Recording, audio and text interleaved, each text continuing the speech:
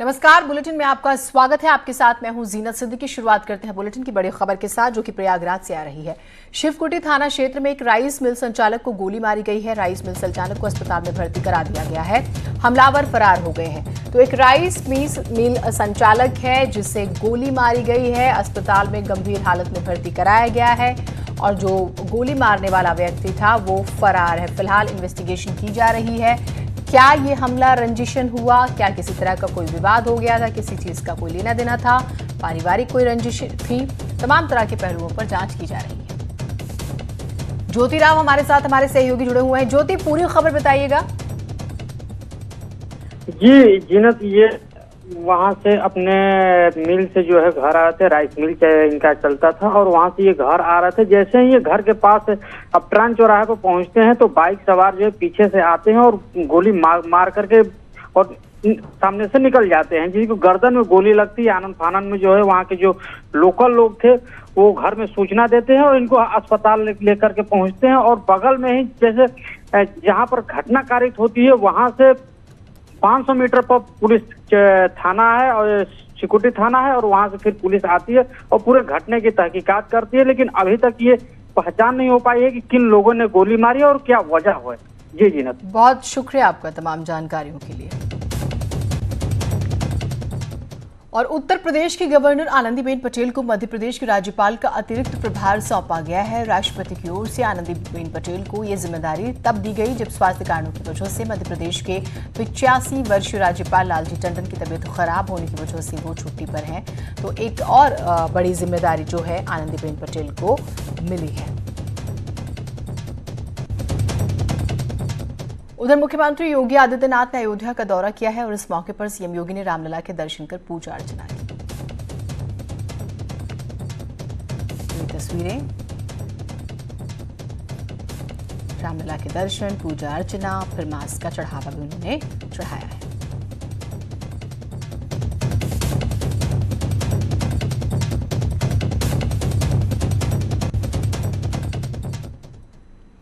अयोध्या दौरे के दौरान सीएम योगी ने हनुमानगढ़ी जाकर हनुमान जी का दर्शन पूजन किया। साथ ही कोरोना काल में हनुमान जी को मास्क भी चढ़ाया।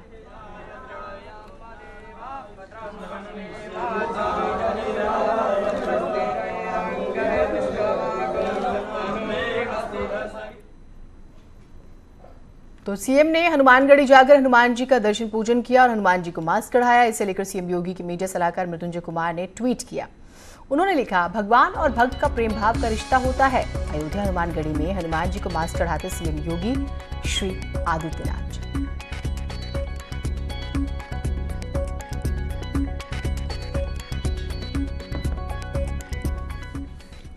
और अब आपको दो तस्वीरें दिखाते हैं। पहली तस्वीर में सीएम योगी रामलला के दर्शन कर रहे हैं।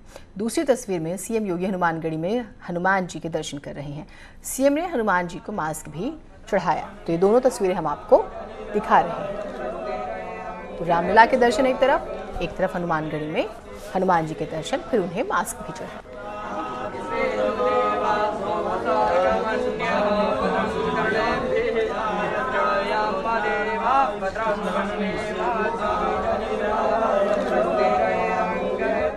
मुख्यमंत्री योगी आदित्यनाथ ने महंत नृत्य गोपाल दास से भी मुलाकात की और मंदिर निर्माण को लेकर चर्चा हुई है। श्री राम जन्मभूमि तीर्थ क्षेत्र ट्रस्ट के अध्यक्ष महंत नृत्य गोपाल दास से मुलाकात हुई, जिसमें खासतौर से राम मंदिर निर्माण पर चर्चा हुई और कई मायने ये रखती भी है।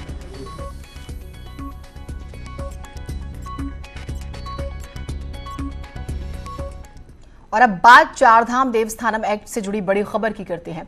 बद्रीनाथ, केदारनाथ, गंगोत्री, यमुनोत्री समेत पहाड़ के प्रमुख मंदिरों का नियंत्रण सरकारी हाथ में देने वाले चारधाम देवस्थानम एक्ट पर नैनीताल हाईकोर्ट फाइनल सुनवाई करने जा रहा है। नैनीताल हाईकोर्ट में सरकार ने अपने जवाब में कहा है कि उनका एक्ट एकदम सही है और किसी के अधिकारों को खत्म नहीं किया गया है। बता दें, इस एक्ट को बीजेपी नेता सुब्रमण्यम स्वामी ने असंवैधानिक बताते हुए हाईकोर्ट में चुनौती दी। वहीं इस मामले में तीर्थ पुरोहितों ने भी हाईकोर्ट में याचिका दाखिल की, जिसमें सीएम, मंत्री और अधिकारियों को देवस्थानम बोर्ड में रखने को चुनौती दी गई है। त्रिवेंद्र रावत कैबिनेट ने 27 नवंबर 2019 को चारधाम देवस्थानम एक्ट को मंजूरी दी थी। इस एक्ट के बारे में आपको बताते हैं। साथ ही राज्यपाल की अनुमति मिलने के बाद यह कानून भी बन गया। आज से मामले की फाइनल सुनवाई होनी है और आज एक्ट के विरोध में याचिकाकर्ता सुब्रमण्यम स्वामी सरकार के जवाब पर हाईकोर्ट में प्रतिशपथ दाखिल करेंगे।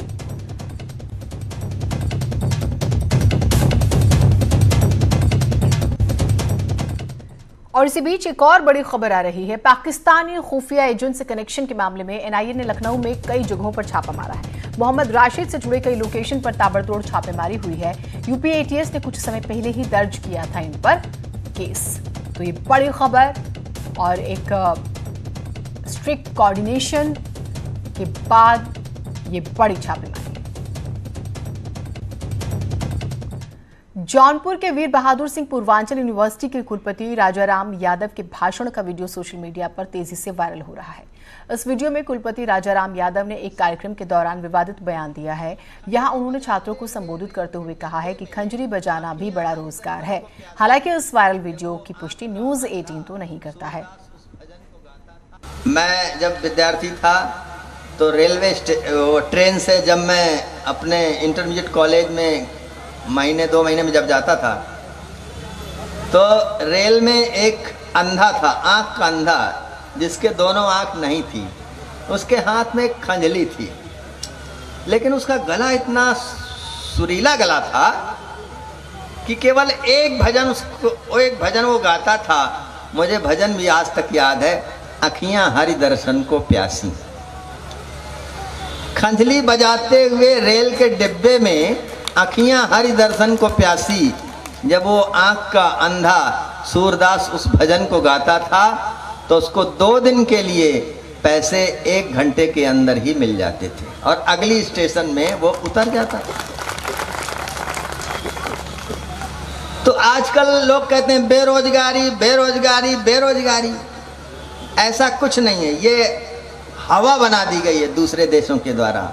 हमारे देश के अंदर ऐसे रोजगार हैं जो कि कोई भी व्यक्ति आ करके और उस रोजगार को बहुत आसानी के साथ प्राप्त कर सकता है। एक खंजली खरीदने में कितना पैसा लगता है?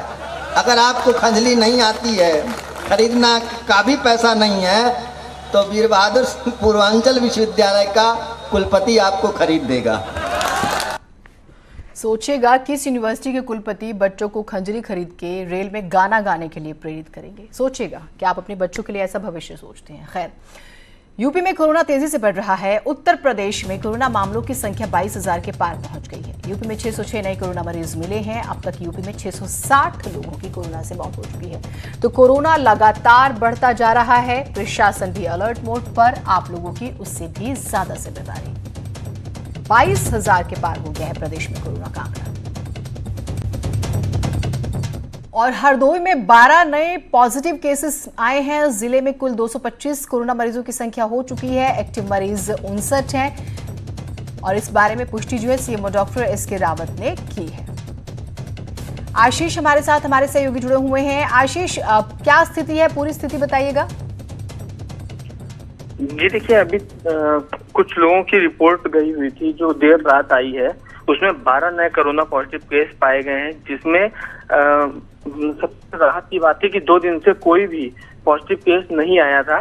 तो सबसे प्रशासन और जो जनता है वो बड़ा राहत महसूस कर रही थी। अभी जब 12 केस नए कल रात आए हैं, देर रात आए हैं, तो निश्चित है कि दहशत है। और अभी तक शहर जो हरदोई का शहर था वहाँ कोई भी पेशेंट नहीं मिला था, लेकिन अब 7 नए पेशेंट हरदोई के सिविल लाइन में मिले हैं। वहीं 3 बिलग्राम में और एक कछौना, एक चंडीला में मिला है। अब जनपद में टोटल 225 पॉजिटिव केस हो गए, जिसमें एक राहत अच्छी ये है कि 162 लोग अभी तक कोरोना को हराकर अपने घर जा चुके हैं और अभी तक 4 लोगों की मौत हो चुकी है।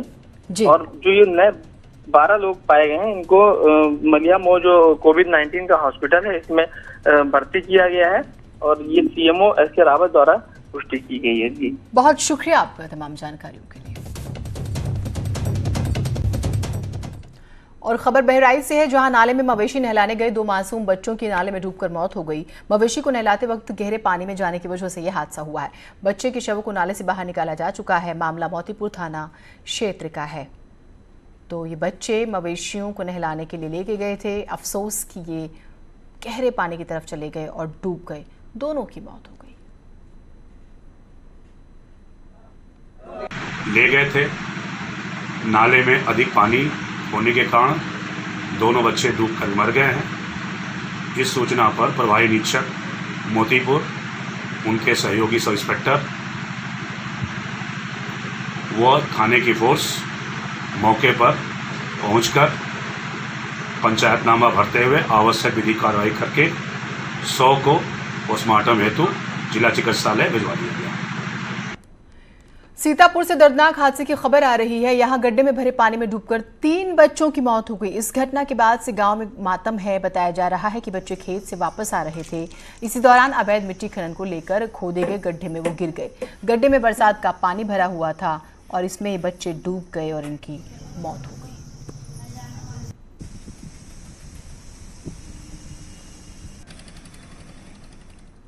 झांसी में लड़की से बदसलूकी के आरोप में ग्रामीणों ने शोहदे को दौड़ा कर पीटा है। मामला समथर थाना क्षेत्र का है। किशोरी के परिजनों ने आरोपी शोहदे के खिलाफ थाने में रिपोर्ट दर्ज कराई है।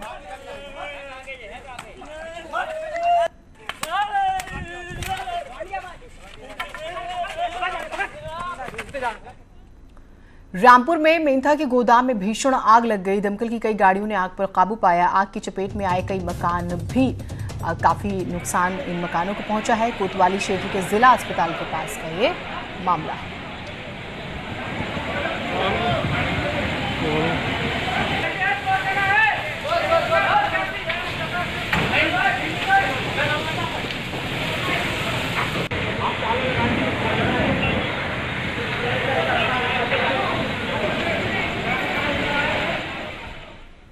अब आपको 2 तस्वीरें भी दिखाते हैं नोएडा और गाजियाबाद की। यहाँ पर फैक्ट्रियों में भीषण आग लग गई। दोनों जगहों पर आग पर काबू पा लिया गया था, लेकिन नुकसान हुआ है। आपको बताएं, नोएडा के सेक्टर 10 की पहली घटना, प्रिंटिंग प्रेस में भीषण आग लग गई, जिसके बाद दमकल की 4 गाड़ियों ने आग पर काबू पाया। दूसरी तस्वीर गाजियाबाद के कविनगर इलाके की, जहाँ एक केमिकल फैक्ट्री में भीषण आग लग गई और तस्वीरों में आप आग की भयावहता जो है उसको देख सकते हैं।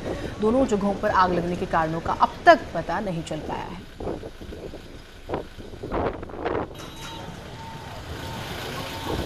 मुजफ्फरनगर के चरथावल थाना क्षेत्र के कुटेसरा रोड पर पुलिस और बदमाशों के बीच मुठभेड़ हो गई।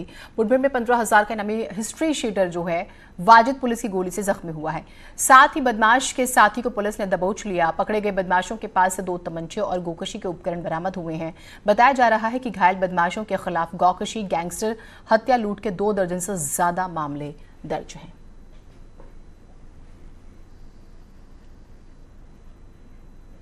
आज एक चरथावल पुलिस को मुखबिर खास से सूचना मिली थी कि कुछ गोकस हैं जो बहुत ही साथी टाइप के हैं और कहीं पे गोकशी कर रहे हैं। उसी पे जाके उनको घेराबंदी की गई। जैसी घेराबंदी की तो वहाँ पे जो है उन्होंने जो गोकशी कर रहे थे 2 लोग थे वहाँ, और उन्होंने पुलिस को देखते ही पुलिस के ऊपर अपने जो उनके पास अवैध असला थे उनसे पुलिस के ऊपर फायर झोंक दिया। इनके कब्जे से 2 अवैध तमंचे, 8 जिंदा कारतूस, 3 खोखे, एक गाय जो इन्होंने रस्सों से बांध रखी थी और उसके गाय को काटने के समस्त उपकरण वो उनसे बरामद हुए। और अगर आप सेल्फी लेने के शौकीन हैं तो अगली खबर आपके लिए है। प्रयागराज में एक 17 साल की लड़की सेल्फी लेते वक्त पुल से नीचे यमुना में गिर गई। इसी दौरान वहां मौजूद लोगों ने उनकी नजर पड़ी और जो वहां पे नाविक थे उनके साथ मिलकर उसे बचा लिया। इस पुल पर कई लोगों की सेल्फी लेने के चक्कर में जान जा चुकी है।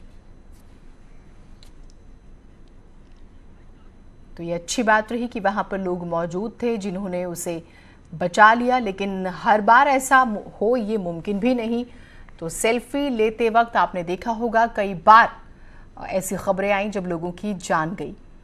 तो ये जो है बहुत ज़्यादा, देखिए ये वीडियो फिर सामने आया और इस लड़की को जो है बचाया गया।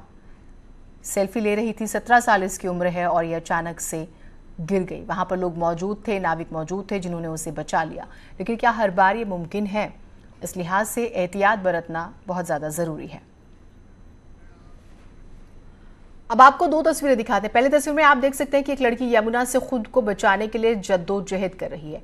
ऐसा पहली बार नहीं हुआ है, बल्कि इससे पहले भी कई बार ऐसा हो चुका है। तस्वीरें हम आपको दिखा भी रहे हैं, ऐसे सामने भी आई हैं। दूसरी तरफ आप देख रहे हैं एक युवक को यमुना में तैनात नाविकों ने बचाया। इस युवक ने अपनी जान देने के लिए यमुना में छलांग लगाई थी, जिसके बाद नाविकों ने उसका रेस्क्यू किया था। तो कोई मरना चाहता है, कोई गलती से जो है खतरे में पहुंच जाता है। ये देखिए छटपटाते हुए आप देख भी पा रहे हैं लड़के को कैसे बचाया जाता है। वो सुसाइड करने के लिए जंप करता है, कूदता है, लेकिन उसे बचा लिया जाता है। यहाँ पर एक लड़की सेल्फी ले रही होती है और गिर जाती है, और उसे भी अच्छी बात थी कि उसे भी बचा लिया गया।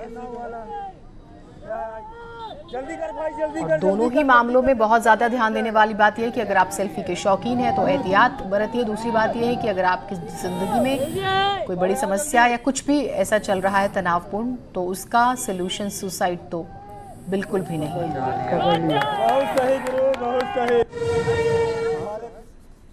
तो लापरवाही और एक तरफ खुदकुशी जो ट्रेंड बनता जा रहा है, दोनों ही सलूशन नहीं है। गाजियाबाद के इंदिरापुरम में कार बेकाबू होकर नहर में गिर गई। हादसे में पति पत्नी दोनों सुरक्षित हैं। वैसे तो बताया जा रहा है कि पति पत्नी सब्जी लेने जा रहे थे, तभी ये हादसा हुआ। ड्राइविंग जो है वो पत्नी कर रही थी। अचानक आगे कोई बच्चा आ जाता है, जिसे बचाने की कोशिश में गाड़ी जो है वो नाले में गिर जाती है। आसपास लोग मौजूद थे। अच्छी बात रही कि दोनों को बचा लिया गया।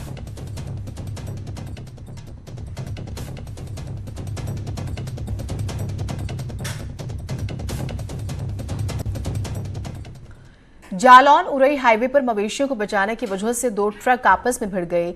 ड्राइवर और क्लीनर बुरी तरह से जख्मी हुए हैं। तो ये ट्रक की हालत आप देखिए, किस तरह की स्पीड रही होगी। वैसे कहा जा रहा है कि मवेशी को बचाने के चक्कर में यह हादसा हुआ है और ड्राइवर और क्लीनर बुरी तरह से जख्मी है। लेकिन अगर आप आगे की स्थिति देखें गाड़ी की, तो अंदाजा लगा सकते हैं आप कितना खतरनाक ये हादसा था।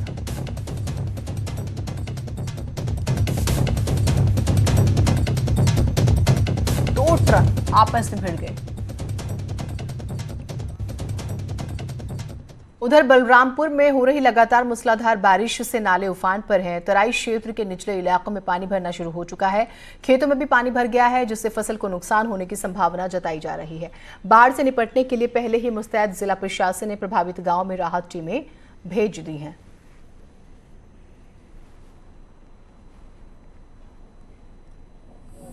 163 गांव ऐसे हैं जो सामान्य बारिश में भी डूब जाते हैं, सामान्य स्थिति में भी। तो उन सब जगह का एक्सेस बने रहे। वहाँ पे एक तो हैंडपम्प हम लोगों ने हाइट रेज किया है और चक रोड का हाइट रेजिंग का कार्य चल रहा है। इसके अतिरिक्त जो 34 रिस्की प्लेसेस हैं, उसके पीछे के जितने भी विलेजेस हैं, सब में अवेयरनेस कैंप निगरानी समिति और ये कराया जा रहा है, ताकि लोगों को अवेयरनेस रहे कि उनका राहत केंद्र कहाँ है। इसके अतिरिक्त राहत केंद्र और राहत शिविर बना लिया गया है, चौकियां तैयार कर ली गई हैं। मथुरा में कोरोना को देखते हुए एक जोड़े ने ऑनलाइन सगाई की। लड़का मथुरा का है, लड़की कोलकाता से है। कोरोना की वजह से दोनों ही एक पक्ष जो है एक दूसरे के यहाँ आ तो सकते नहीं। ऑनलाइन ही सगाई का कार्यक्रम आयोजित किया गया। इस दौरान पंडितों ने ऑनलाइन मंत्र पढ़े। दोनों तरफ से सारी रस्में ऑनलाइन ही अदा की गई। मैं डिजिटल माध्यम से हमने शादी जो है पक्की की। वहाँ पे स्क्रीन लग गई थी और यहाँ पे भी स्क्रीन थी, तो हम दोनों एक दूसरे को एक स्क्रीन पे देख रहे थे। और वहाँ से उनके परिवार वालों के यहाँ से राजस्थान में उनके चाचा और चाची जी आ गए, और कलकत्ता से उनके ताऊ जी आ गए, और मेरी वहाँ पे सिस्टर रहती है, वो वहाँ पे चली गई। इसी माध्यम से हम लोग डिजिटल सगाई कर ली। इच्छा तो हमारी बहुत थी, बहुत अरमान थे हमारे भी, लेकिन समय काल परिस्थिति के अनुसार ही काम करना उचित लगा।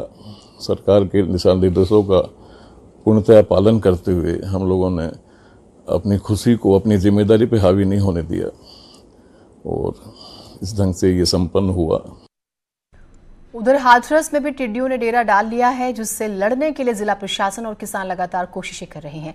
जिले के सासनी क्षेत्र में टिड्डियों के दल ने किसानों की फसल पर हमला बोल दिया। किसानों ने टिड्डियों को भगाने के लिए तालियां बजाई और आग लगाकर धुआं भी किया। इस बारे में जिला कृषि अधिकारी यतेंद्र सिंह ने बताया है कि टिड्डियों पर केमिकल के जरिए काबू पाया गया। लोगों को इनको चूंकि भगाने के लिए जो है इसको आवाज़ करना है, उसको तबले बजाने हैं, टीन बजानी है, आवाज़ करके जो है इसको भगाना है, इसको उड़ाना है, इसको एक जगह से दूसरी जगह पर जो है भेजना है। तो किसान परेशान है, अपनी फसलों को बचाने के लिए दिन रात खेतों में टिड्डियों को उड़ाने का काम कर रहे हैं। तस्वीरों में आप भी देख सकते हैं कि किसान अपने खेत में खड़ी फसल को बचाने के लिए कैसे मेहनत कर रहे हैं।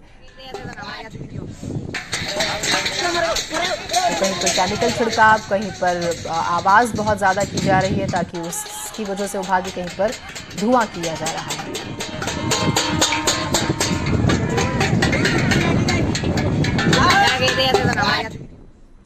बदायूं से भी कुछ ऐसी तस्वीरें आई, इटावा से भी, जहां टिड्डियों के दल ने किसानों के खेतों पे हमला बोल दिया। बदायूं के जरीफपुर, गड़िया, दुनिया, अमनपुर, भवानीपुर, भज्जी जैसे गांव में टिड्डी दल का आतंक है, जिससे किसान परेशान हैं। जबकि इटावा में भी कई जगहों पर किसानों की मुश्किलें बढ़ चुकी हैं। किसान अपने खेतों में लगातार टिड्डियों को उड़ाने का काम कर रहे हैं और प्रशासन दावा कर रहा है कि लगातार टिड्डियों से बचाने के लिए गाँव-गाँव दवा का छिड़काव किया जा रहा है।